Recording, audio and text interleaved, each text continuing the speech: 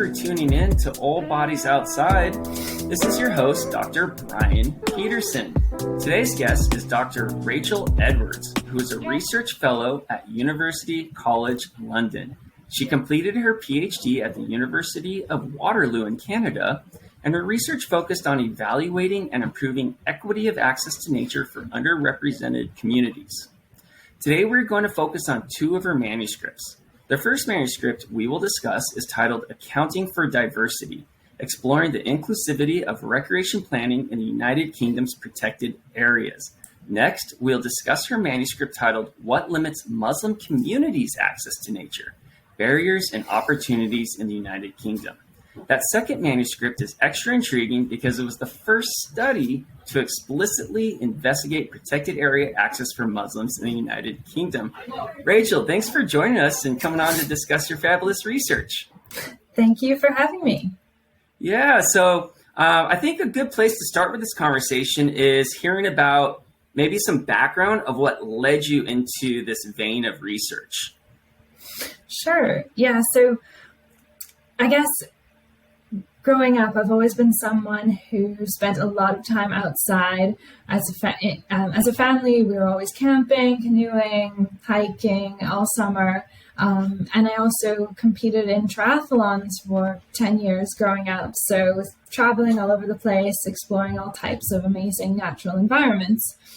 And I also benefited a lot from that. You know, there's so many links between access to nature and well-being. And as I grew older and in school started learning about these concepts such as equity, I began looking around and noticing that the people using the green spaces that I used with relative ease, without really experiencing many barriers, they weren't really representative of the people in, the wider community. And so I started asking myself kind of why that was and what research had been done on that. And so that's kind of what led me into this area of looking at who has access to nature and why some communities are underrepresented. And it turns out there has been quite a bit of research in this area, particularly in the last 10 to 15 years, which shows that several groups are consistently underrepresented in green space, in particular green spaces that are more kind of quote unquote wild, although I know that's kind of a contested term as well. And then I guess three of the groups that are most often studied in this context and are found to be underrepresented are people who experience economic barriers, people with mobility constraints, and people from minority ethnic backgrounds. Okay, so this is something that's really interesting because this is, something that's going on in the United States as well. And so it's great to hear it from kind of the United Kingdom perspective as well, too. And one of the things that you kind of mentioned there was this romantic idea of wilderness and this Anglo-centric kind of normative approach to green spaces. And I was wondering if you can give a little bit of background on that. And first off, what am I talking about, and letting the listeners know about that? And then secondly, how that actually has created some barriers that have become institutionalized, and that's where, some things need to change. Yeah, absolutely. So, if, you grew up like me, you probably heard the term kind of wilderness thrown around, wilderness area. And there's this kind of, especially I guess among kind of national parks and that type of recreational space, there's this almost worldview that's been used to kind of govern these spaces. And it's this kind of aesthetic of untamed wilderness. National parks is a place where someone goes to seek solitude and reflection and have these kind of transcendent experiences, alone in the wild, the rugged countryside, this kind of thing. And that was first popularized in the Romantic movement of the 1800s. And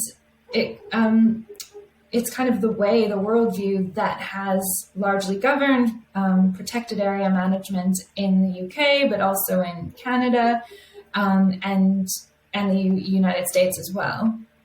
And so what that could look like in practice, some kind of practical expressions of that wilderness ideal, is even in things like the photographs that are used to advertise a protected area. They're going to show beautiful natural environment, animals, maybe wilderness, but they won't necessarily show people kind of interacting with the space, all the different ways that it can be used, the kind of more social elements to going outside and being in nature.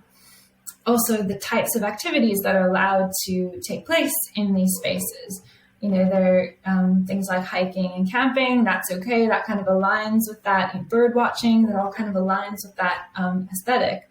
But bringing your, 20 of your friends to go and having a picnic in this space and playing music and having a real social gathering doesn't necessarily align with that. So even if that isn't necessarily prohibited, it's something that frequent users of these spaces might feel that isn't appropriate in that space. And so what this has created is often, what can occur is people who align with that kind of wilderness ideal. That's the way that they see nature. They like to use these spaces. They can feel a sense of ownership of these spaces and, don't like it sometimes when they see people using it in ways that they don't perceive as, an appropriate use of the space. And of course, I should also mention that that whole idea of wilderness untamed, unmanaged is just completely untrue to begin with, because it wasn't untouched. There was, hundreds of indigenous tribes in the US and Canada that were occupying these spaces before we came along, who were then excluded and kicked out of the spaces. And so this idea that nature is kind of innocent, these spaces are neutral, is completely false. And it also erases the racialized history of the spaces. So there's lots of elements going on there, from erasing those histories to only portraying and allowing kind of a singular worldview in how the spaces are portrayed and managed. Wow, yeah, so we definitely see that in the United States a lot with our wilderness areas, and we've defined our wilderness areas as to be places that are uninhabited. But to even make those places, we had to remove indigenous people and whatnot, and it was really terrible. And so one of the things, this description here of understanding this Anglo-centric, romanticized vision of a transcendent nature experience, we're going to have solitude, escape. It doesn't incorporate that socio-cultural aspect that I've seen so much in your research. And so in your first article, in the first manuscript that I mentioned in the introduction, we talk about that in the UK, there is a mandate to provide higher equity of access, but there's institutional factors that aren't being met that are actually creating barriers. And a lot of it is founded in this kind of romantic vision that lacks that sociocultural aspect. And so if you want to, why don't we start kind of at the start of your manuscript and kind of just talk about a little bit through the introduction and why, I think we've kind of established why that research is relevant, but if there's any other hypotheses or whatnot that kind of set the stage for that, what led to you actually conducting the research. Sure. Yeah. I guess just to start at the top, you mentioned the kind of Equality Act. So it's called the Equality Act 2010 in the UK, and it essentially protects people from discrimination, both in the workplace, but in wider society. So this means that it binds all statutory organizations and organizations that are funded primarily from statutory funds. It binds them in ensuring that everyone has equal opportunity. So that includes nature organizations and spaces that are primarily funded with public funds. So there is this legal mandate in place. And I guess you mentioned kind of the hypotheses that, so in this research on access to nature, there's kind of three hypotheses that have dominated in explaining why certain groups, or this is particularly in relation to minority ethnic communities, why these groups are underrepresented. So the first one is called the marginality hypothesis. So this basically says that certain groups are socioeconomically excluded. So we look at barriers like physical access to nature, whether people have geographic physical access, nature close to home, if there's any cost associated with entrance costs or needing transport to the space. Even things like informational barriers, do they know about the space to begin with? This kind of thing. Language barriers. And that's kind of dominated the literature on access to nature. But in some cases, what they've actually found is that in certain economically deprived areas, there's actually better access to nature, physical access in those spaces. And yet, certain community groups still aren't using these spaces. So there's still, something else going on there. And the second hypothesis is called the ethnicity hypothesis. And this essentially suggests that there's different kind of ethnic variation in cultural values and norms that leads to different leisure patterns. So it's things like maybe there's a lack of opportunity in certain green spaces for people to undertake their preferred recreational pursuits, or different perceptions of natural beauty. There's been some papers that I've read that have claimed that people from certain minority ethnic groups prefer recreating in these more managed spaces, manicured lawns, and flower beds and that kind of thing, which isn't what I found, which we can go on to in a bit. And then also within this hypothesis, it's sometimes claimed that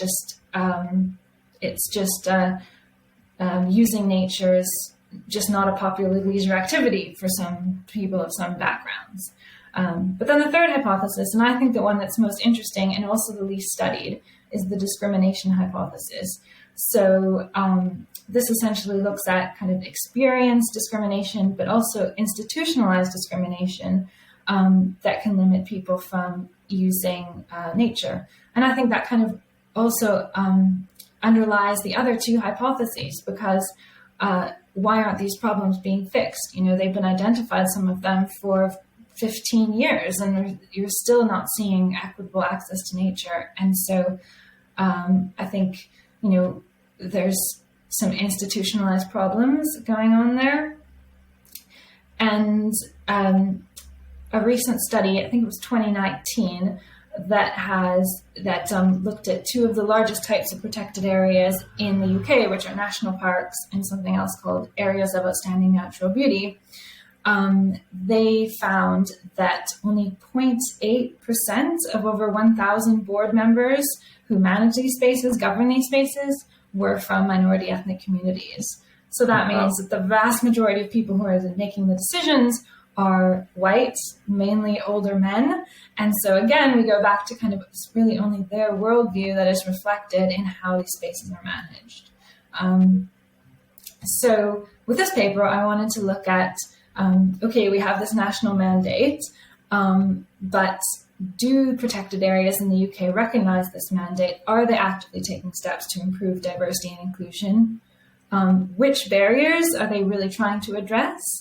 And then also, I wanted to understand what kind of benefits they're prioritizing in their recreational management of the space. So I looked at a range of barriers from a range of benefits from environmental knowledge, connection to nature, social interaction, and I wanted to understand which of those were prioritized. So that's kind of the background leading to the paper. Yeah. And it's, I can see a lot of that stuff leading towards discrimination and people's perceived access being very, very low. And so you just gave us the purpose of, your first manuscript, kind of what you investigated. And so how did you go about that? What methods did you use? Yeah, so I used two methods. I did a document analysis of a 30% sample of the management plans of these protected areas in the UK. So I went through the management plans and qualitatively analyzed them for based on my research questions. And then I also completed a survey with people in charge of recreational management in these spaces. And I surveyed, it was 32 recreational managers. So a fairly good sample size, considering my pool wasn't that large to begin with. Yeah, nice. All right, that sounds fantastic. Okay, so earlier on you said that your findings kind of contrasted with what the literature had said. And so why don't we kind of get into your findings and then discuss how, you kind of found something a little bit different than what the past literature had shown. Sure. So I guess the first thing, and positively, from the survey, the protected area managers were really widely concerned with the lack of diversity in their spaces. And almost all of them, the protected areas, were taking steps to address some of these barriers. So that's kind of positive that came out of my this study. But unfortunately, these diversity and inclusion objectives, the Equality Act and this wasn't strongly reflected within management plans. Mm-hmm. So diversity and inclusion didn't tend to be kind of a main priority within the management plans, or sometimes they would identify, we want this space to be inclusive to all, but they didn't speak about actively taking steps to improve access. So I think, these management plans set the priorities for these spaces. So it's really important that diversity and inclusion is receives a greater focus really in these plans. I think it should be kind of one of the priorities, listed alongside conserving nature. So that was one, improvement that needs to be made that came from this study. And then in terms of looking at which barriers were being addressed, most of the protected areas were taking steps to remove barriers for people with mobility constraints, or geographic access barriers, so these kind of physical access barriers to some of them, or economic barriers. So some of them would, offer public transport to the space. They would try and make accessible trails, so people using mobility scooters or who are less mobile could access the trails. Low or no entrance fees, this type of thing. So that was quite, the actions relating to that, those kind of physical economic barriers were most common. And then still a fairly large number of the protected areas were taking steps to address informational barriers. So trying to get information out through the non-mainstream channels, not just publishing it on their website and in their own emails, but trying to reach other community groups through more creative means and this type of thing, which is good. That's an access barrier that's still experienced by a lot of different communities. But the more cultural barriers that people face, such as not having the types of activities that they want in these spaces, was something that was the least addressed. And from what I've read, is probably one of the greatest barriers experienced by some communities, in particular minority ethnic communities. And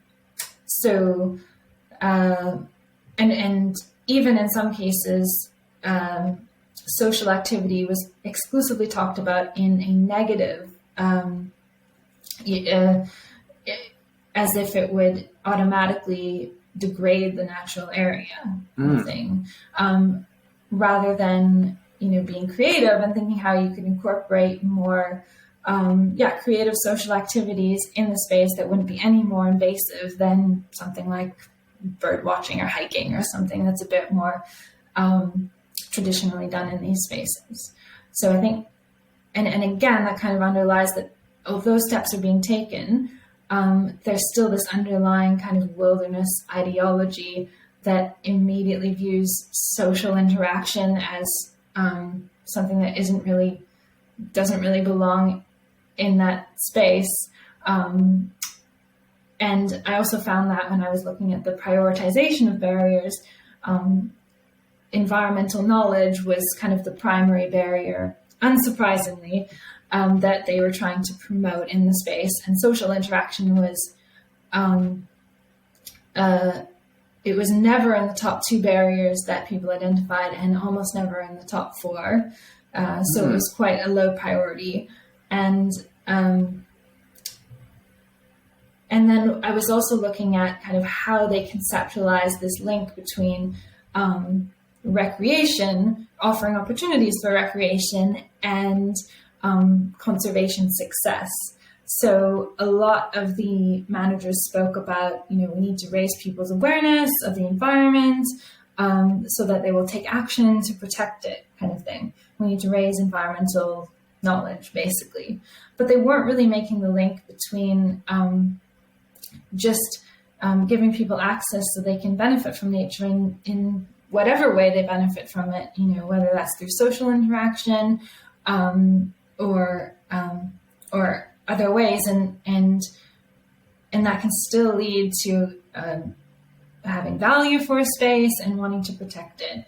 It's almost like you don't need to know what type of tree or what type of bird you see to value it and want to protect it, or you don't need to know that the intricacies of how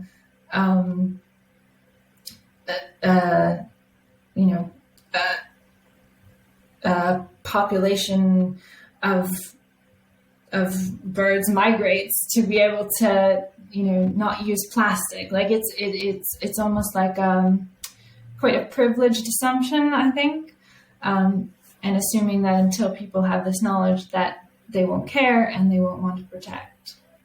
Yeah, and it seems like stewardship or increasing conservation ethic is founded on so much more. And I do agree that a large part of that is having a quality experience, which is different for different types of groups of people, especially where you want to have social interaction out in these green spaces. And if you don't have that social interaction, you may not have as good of an experience. But if you do, you might have a heightened experience, which then could then boost your level of stewardship, conservation ethic. And so I think it is interesting that the social aspect is often left out of this romantic vision here, because that helps people have that quality experience. And I also think it's awesome that your research kind of flipped what was being perceived and done. A lot of managers were like, okay, like we want to support this mandate. We want to increase equity of access. So we're going to focus on these kind of geographic, spatial, socioeconomic aspects, and prioritize at a lower level these sociocultural interactions where people are social,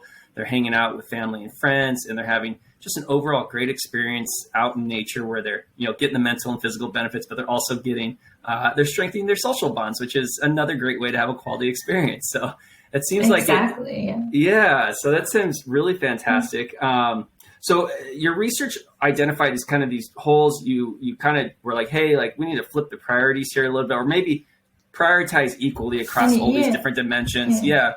And so coming to the end of that manuscript, were there any other implications that you shared and discussed for managers to make sure that they are actually meeting that mandate that's across the UK? So I think, I guess I would make kind of 2 primary recommendations to managers. One is that we need to improve the diversity of decision makers. So whether that's staff, volunteers, board members, to ultimately reflect a diversity of viewpoints in how a space is managed, the decision makers need to represent the diversity of the communities that they're serving. So that would be kind of a primary recommendation. And secondly, it would be to engage with the communities around these spaces in a more holistic way. So, you could go to a local mosque, community center, whatever it may be, and say, hey, look, you hold this lunch club here. Why don't you take it outside to our protected, to this national park? And, you hold this exercise class or this art class, take it outside. And then, those people are around people they trust. They're with a group they trust. So even if they haven't really interacted with these natural spaces, because they are doing an activity and with people who they trust, they're more likely to have, to use these spaces for the first time and then start to feel connected to them. And those examples that I just gave, doing an art class, a yoga class, a playing or having a picnic, those are not very invasive activities, and yet they are fulfilling this kind of social reason why people might want to use the space.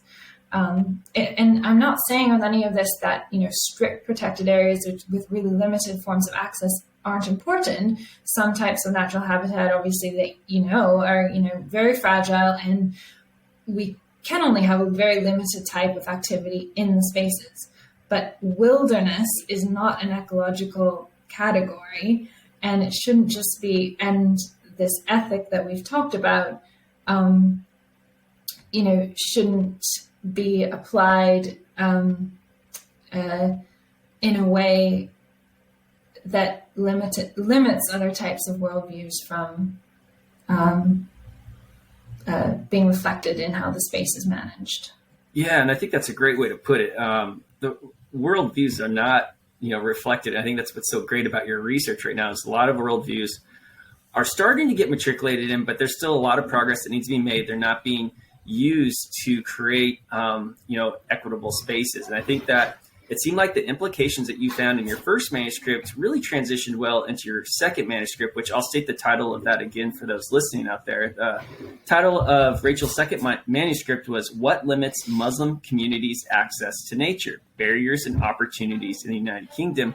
And one of the things that I really did love about this manuscript was the social connections aspect that we just mentioned that came from your findings in the first manuscript. So why don't we transition into your second manuscript? And so why don't we start again from the top? And so what kind of led to focusing on Muslim communities? So after doing a lot of reading and research about minority ethnic exclusion from these spaces, one of the primary critiques of this research has been that it's kind of often lumped all minority communities together. Like in the UK, there's a term BAME, Black, Asian, and Minority Ethnic. But that doesn't account for the significant, amount of diversity that exists within and among those different communities. And it's just not very appropriate to do that in most cases. Because they all experience, very unique communities, differences among, within, and they're all going to experience their unique sets of access barriers to these spaces. So I wanted to dig in deeper to a specific subset of minority ethnic communities, and so I decided to look at Muslim communities, while still recognizing there's still a lot of diversity within Muslim communities. This whole idea of intersectionality and all of the multiple barriers that people within those communities would face. And that's why I always refer to them as Muslim communities, not the Muslim community, singular. And I tried to reflect some of that diversity within my paper. And I guess the second reason why I chose Muslim communities was because they're a growing, these communities are growing in the UK, especially in urban environments.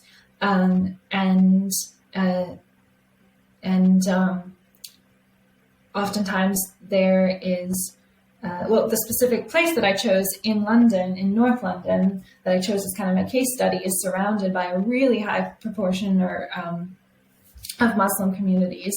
And I actually went to that space and probably twice every week all summer during my PhD for another piece of research that I was doing. And I noticed that I would be in I would go to the adjacent park to this wetland that was the case study for the paper.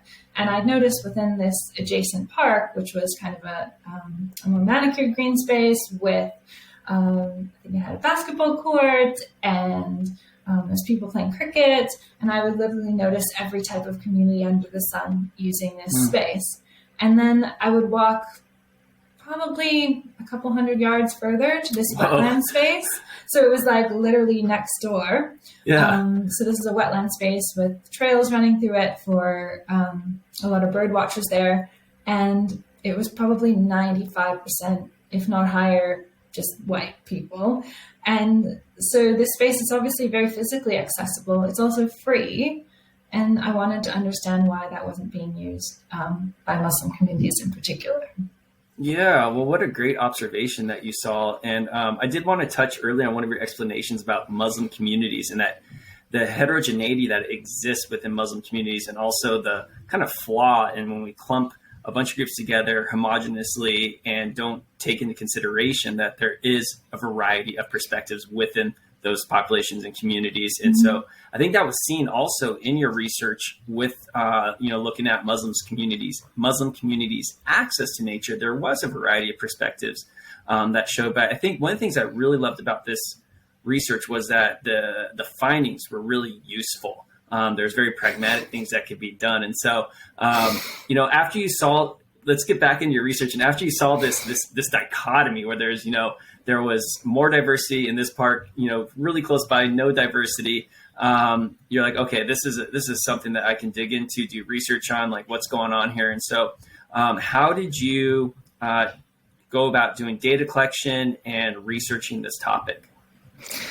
Yeah, so I had the added complication that I was doing this research during COVID. So my original idea was to take people to the space and do a walking interview where they could actually be in the space, looking around, pointing out things that may be a barrier to, or an opportunity for improving access for Muslim communities. But obviously couldn't do that because of COVID. So I spent quite a long time finding people, recruiting people to participate. I'm not Muslim myself, so I don't have some of those connections into Muslim communities. But I eventually did find 14 community leaders, Muslim community leaders who were primarily women, which is a group that's underrepresented in research on Muslim communities. So I was really pleased with that. They agreed to speak with me about this. So instead of taking them on a physical tour, I had them do a virtual tour of this space. Okay. So I had gone through previously and taken photos throughout the space. And I also had them view the website and kind of critique the website for this. It's called Walthamstow Wetlands. And I kind of told them, pretend as though you are thinking of taking your family to this space. The website might be your first point of interaction with it. So just, point things out. What attracts you or dissuades you from wanting to visit this space. And so we just had a really quite semi-structured, quite informal interview where they I had them kind of, because they were community leaders, they could kind of reflect the viewpoints of many people in their community besides themselves, which was quite useful. And I couldn't interview 100 people. I interviewed 14, so it's nice when they're kind of central community members and can reflect a wider perspective than themselves. Yeah. And so,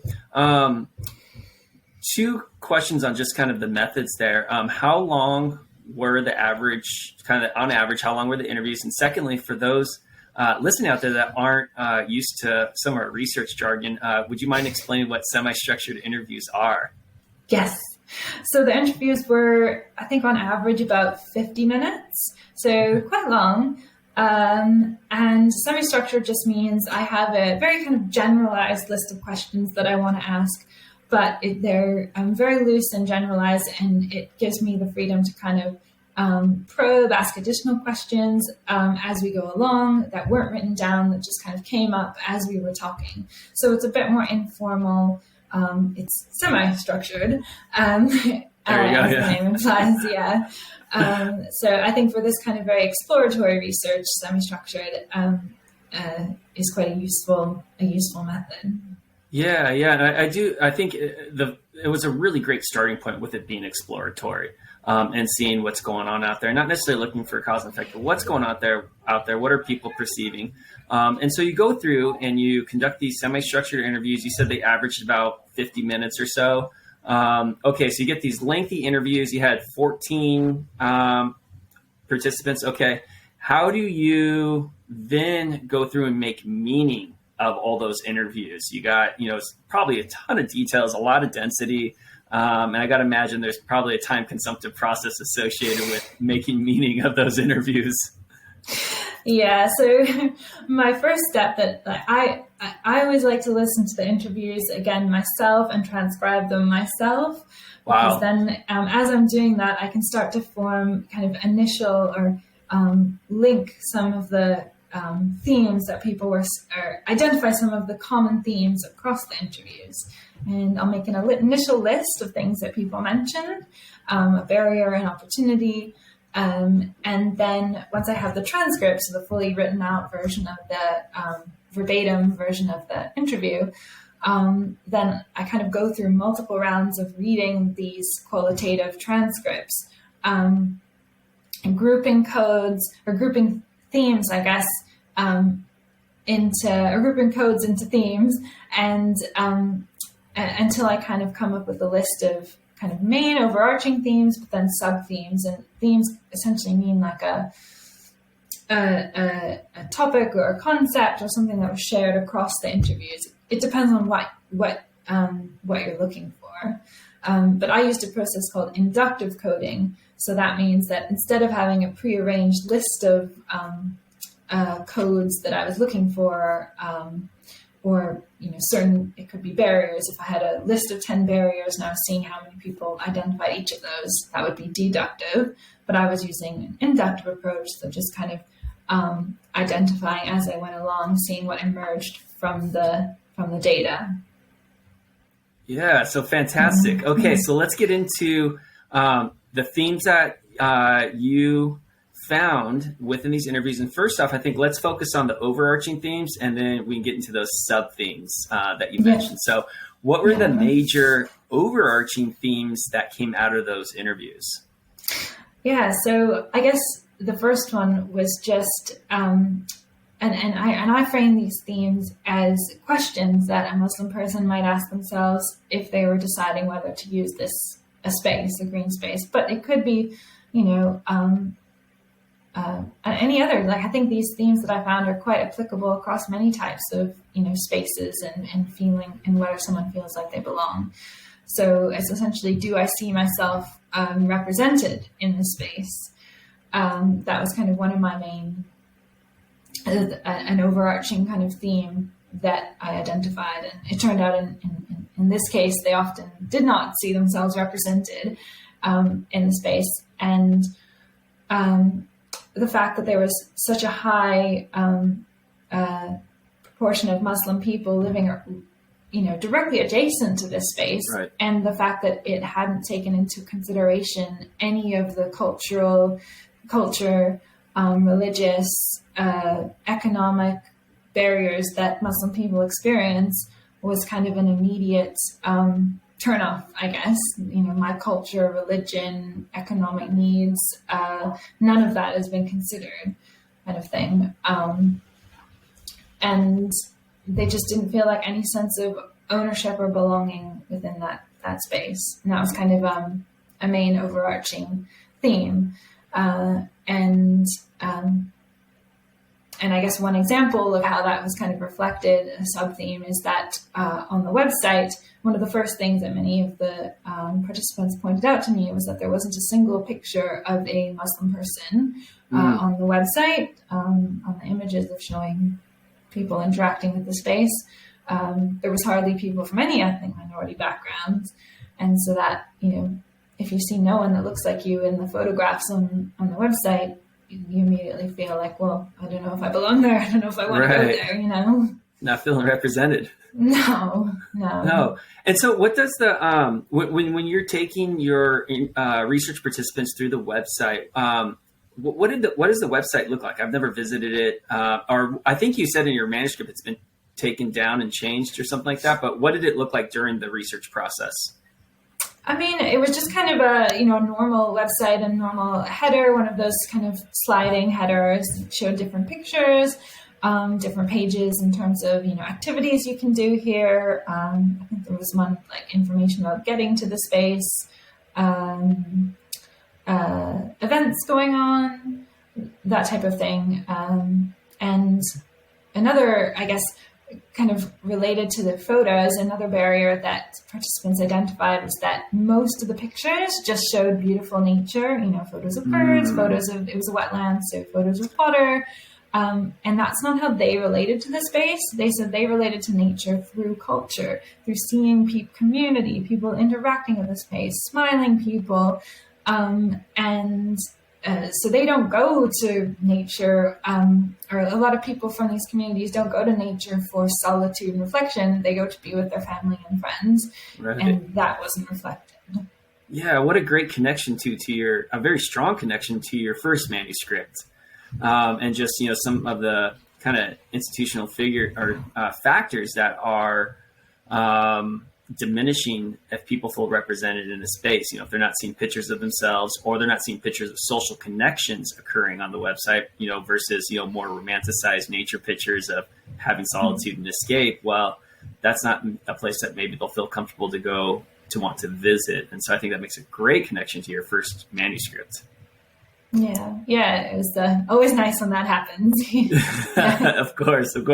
Yeah. So what were some other major themes and associated sub-themes with those major themes that did come out of this research?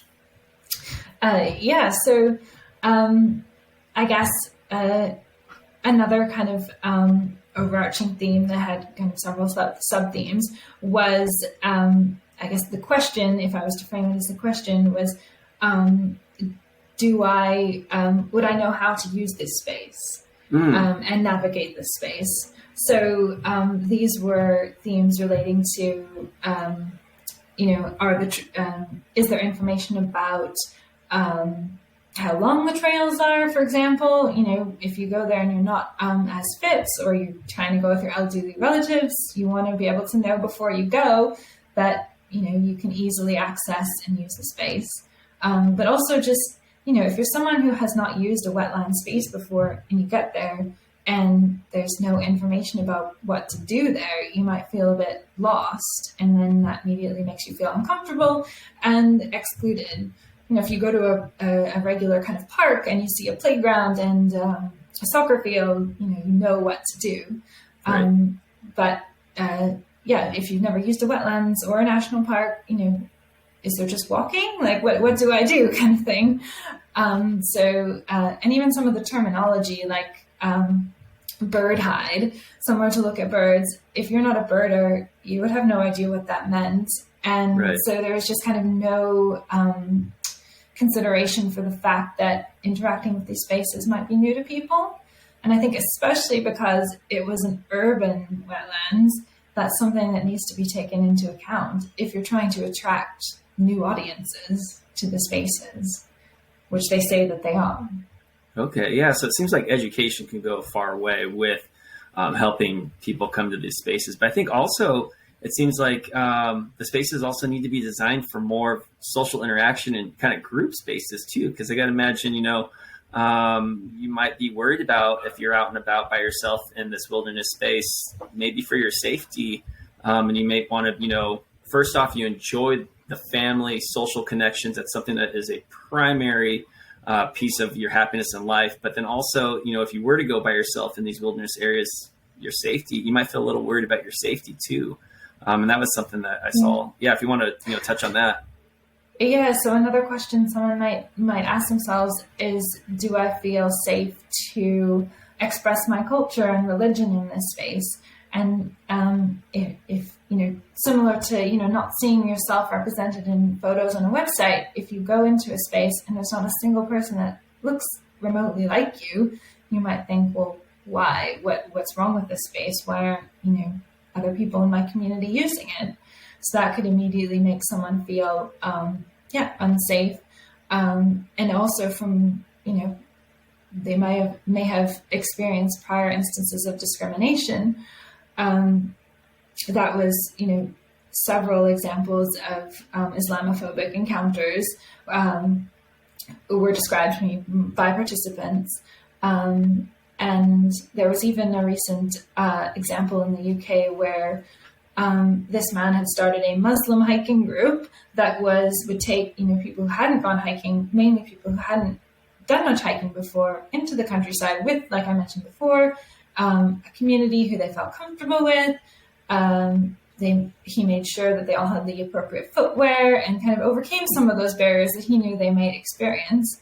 And this Muslim hiking group is featured on a very popular TV show here in the UK called Country File, which every week features something to do with the natural environment.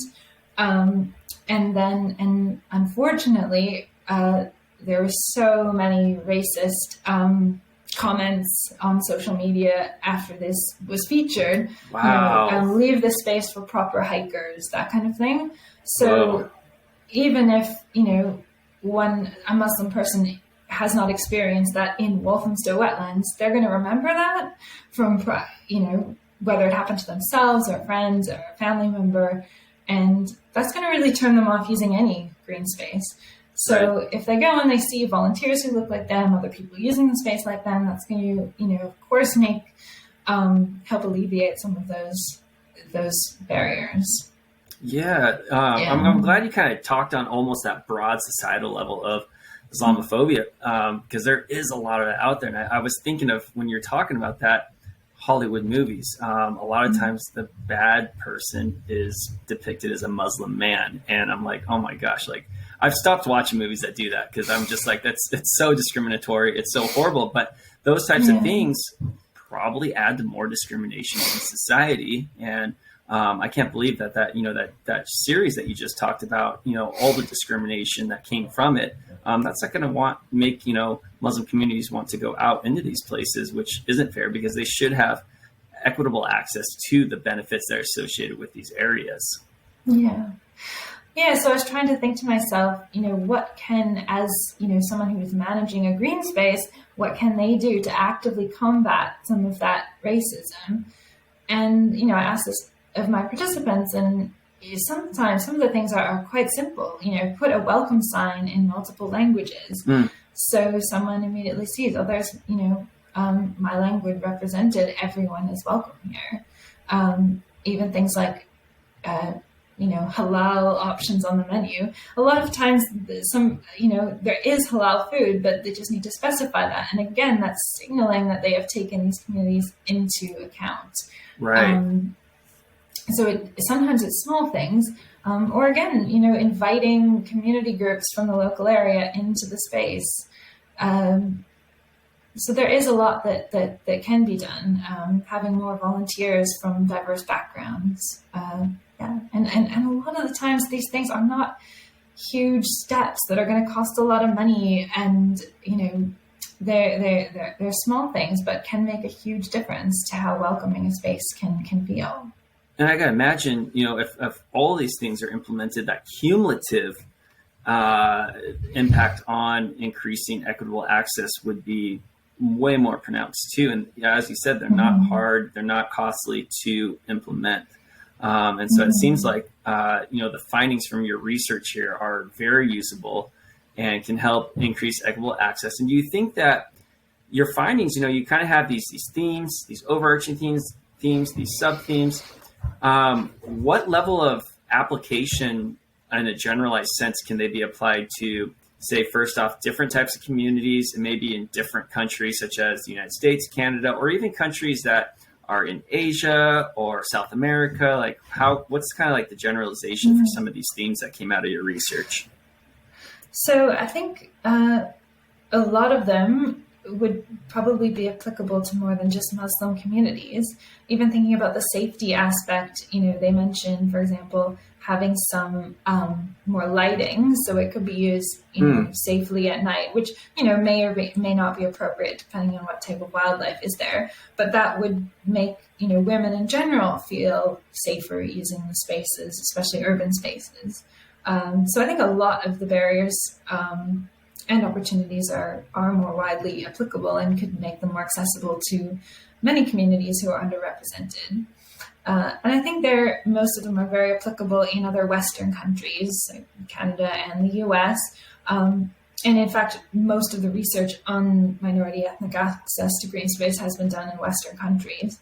So I would hesitate to say that they are completely generalizable to Asian countries or countries in, Africa or South America, just because it's a very different context in some of those places. They have different models for protected areas, different demographic groups. So although some of them probably are applicable, I would hesitate to make that claim. Yeah. Well, it's the Western countries too are the ones that are doing a lot more of romanticizing of these green spaces.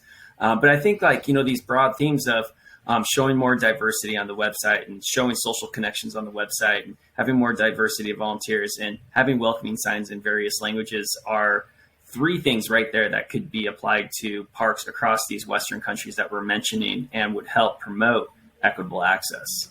Mm-hmm. Exactly. And I think we all probably have a responsibility in these spaces to, I think, reflect on our own conceptualization of nature. So if we see someone doing something that is, not necessarily something, we would do, or we feel, oh, this detracts from my experience. Even something like if you see someone walking and listening to loud music, I think just being reflective ourselves and thinking about, why does that bother me? Why do I have a right to be here and do what I want to do, but what they are doing, I think, so I just think kind of being aware of sometimes our own biases, and also actively, if we see something, a lot of times people, they're not being overtly racist, but they're maybe making an assumption about a community or and I think actively kind of speaking out when we see things like that happening, or, if we see someone saying something that reflects this kind of Western worldview, we can say, that's how you see it. And that's great. But what about this other perspective? So I think just trying to be allies in that way to communities, people that may see these spaces differently than us is important. Yeah, I think it's super important towards just boosting allyship and understanding that, I have one perspective, but there's so many more perspectives out there. And my perspective doesn't have to be above anyone else's, we all should have our perspectives and they should be, respected.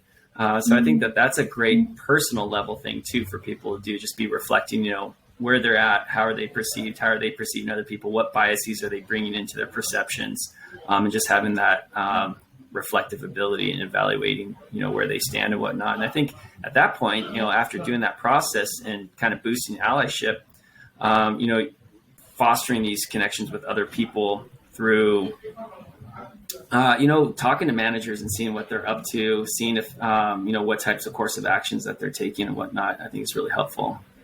Yeah, absolutely. Yeah. Because I think it's just so cool. It's such an opportunity. You have this beautiful space that can provide so many well-being benefits and, connecting people to nature and providing environmental benefits through that. And I just think it's quite interesting to think about how can we manage the space for all different types of groups of people so they can all benefit from it and all use it.